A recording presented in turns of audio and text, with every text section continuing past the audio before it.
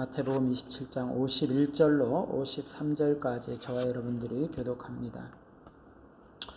이에 성소 휘장이 위로부터 아래까지 찢어져 둘이 되고 땅이 진동하며 바위가 터지고 무덤들이 열리며 자던 성도의 몸이 많이 일어나되 다같이 예수의 부활 후에 그들이 무덤에서 나와서 거룩한 성에 들어가 많은 사람에게 보이니라. 아멘. 세 가지 표적이라는 제목으로 말씀을 드립니다. 오늘 말씀은 예수님이 돌아가신 후에 나타난 세 가지 표적을 보여주고 있습니다.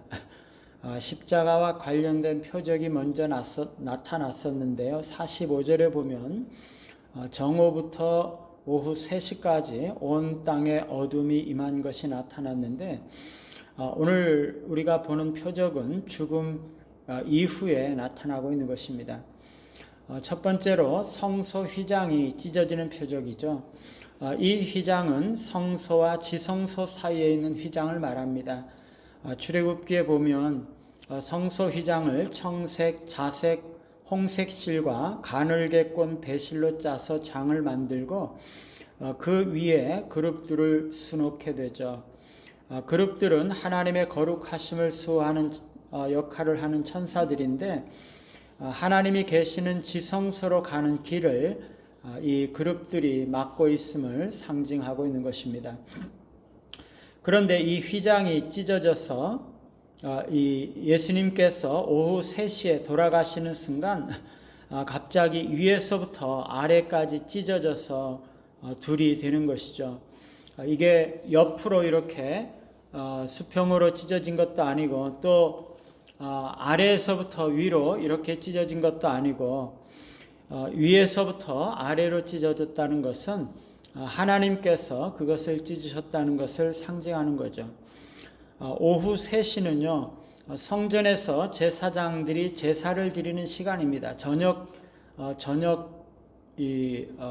번제죠. 상번제를 아침 저녁으로 드렸는데, 저녁에 드리는 번제가 오후 3시에 있는 것이죠. 그 시간에 이 제사장들이 바쁘게 움직이고 있는 그러한 시간인데, 그 시간에 휘장이 찢어졌다는 것은 이제는 더 이상 성전 제사로 하나님께 나아가는 것이 아니라 그리스도의 죽음을 통해서 휘장이 찢어졌기 때문에 지성소 곧 하나님께서 계시는 이 보좌까지 나아갈 수 있는 길이 열렸음을 말씀하는 거죠. 그리스도 안에서 피난처를 얻는 모든 사람들은 하나님께로, 즉 은혜의 보좌 앞으로 나아갈 수가 있는 것입니다. 히브리서 10장 19절 20절에 보면, 그러므로 형제들아 우리가 예수의 피를 힘입어 성소에 들어갈 담력을 얻었나니 그 길은 우리를 위하여 휘장 가운데로 열어놓으신 새로운 살 길이요 휘장은 곧 그의 육체니라, 이렇게 말씀하죠. 예수의 피를 의지해서 성소 곧 하나님께서 계신 곳, 하나님의 보좌 앞에 들어갈 담력을 얻었다 그랬는데, 그 길은 우리를 위해서 휘장 가운데로 열어놓으신 새로운 살 길이다. 휘장은 곧 그의 육체니라. 히브리서 4장 16절에 보시면, 그러므로 우리는 긍휼하심을 받고 때를 따라 돕는 은혜를 얻기 위하여 은혜의 보좌 앞에 담대히 나아갈 것이니라 말씀하십니다. 은혜의 보좌 앞에 나아갈 수 있는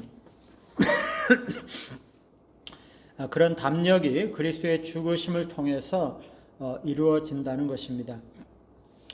두 번째로 땅이 진동하고 바위가 터지고 무덤들이 열리는 것입니다.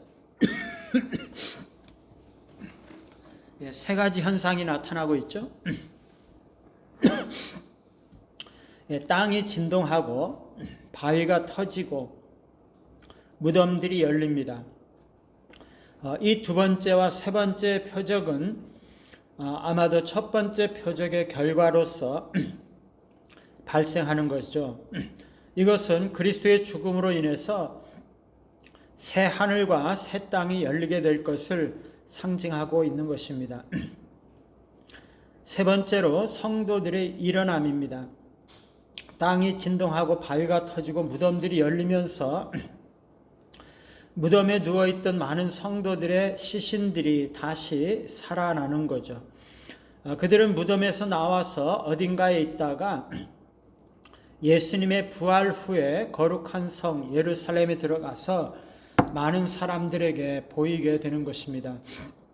오늘 본문에서 예수님의 부활 후에라는 것은 그들이 무덤에서 나와서와 연결이 되는 것이 아니고 그 뒤에 나오는 거룩한 성에 들어가 많은 사람에게 보이니라, 이것과 연결이 되는 거죠. 다시 말씀드리면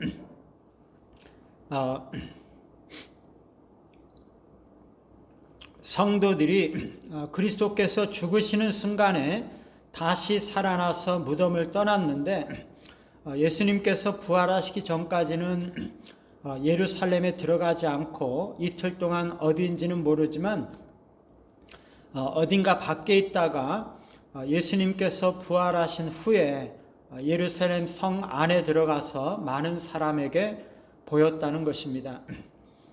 왜냐하면 거기 52절에 무덤이 열리면서 성도의 몸이 일어났다라고 말씀을 하고 있는데, 성도의 몸이 일어난 것은 무덤이 열린 바로 그 직후죠.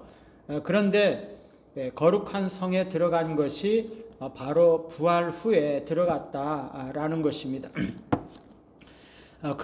그래서 그들이 부활의 증거가 되었다는 것인데요.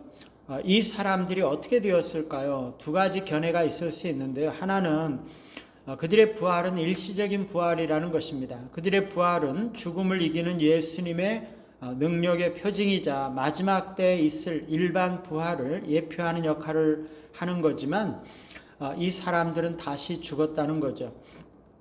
이것은 나사로처럼 예수님께서 행하신 다른 부활, 곧 달리다금 하시면서 일으킨 소녀 그리고 과부의 아들의 부활과 유사한 것이라고 보는 거죠. 나사로의 부활은 지상 생명의 일시적인 회복으로 보는 것이 맞을 것 같습니다. 또 다른 관점은 이 사람들이 예수님의 승천시에 예수님과 함께 혹은 예수님께서 부활된 후에 하나님께서 그들을 몸과 영혼을 함께 불러서 하늘로 승천했다는 것입니다. 이 견해는 예수님께서 잠자는 자들의 첫 열매라는 그런 개념과 일치하고, 다른 사람들이 나중에 그리스도께서 재림 이후에 이 부활하게 될 패턴을 보여주고 있는 것이죠. 어쨌거나 이들의 부활은 그리스도를 믿는 믿음을 통해서 신자들에게 일어나는 영적 부활을 상징할 뿐만 아니라 그리스도의 재림 시에 성도들의 최종 부활을 하게 될 것을 상징하고 있습니다. 결국에 그리스도의 죽음이 그의 재림 시에 우리가 얻게 될 영광스러운 부활의 보증이 되는 것이죠.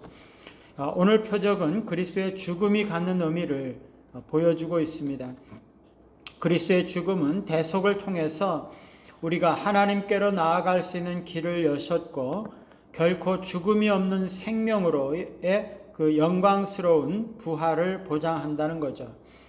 그리스도를 의지해서 언제든지 은혜의 보좌로 나아가셔서 하나님의 은혜를 누리시고 부활의 소망을 가지고 승리하며 사시는 우리 모두가 되시기를 간절히 바랍니다.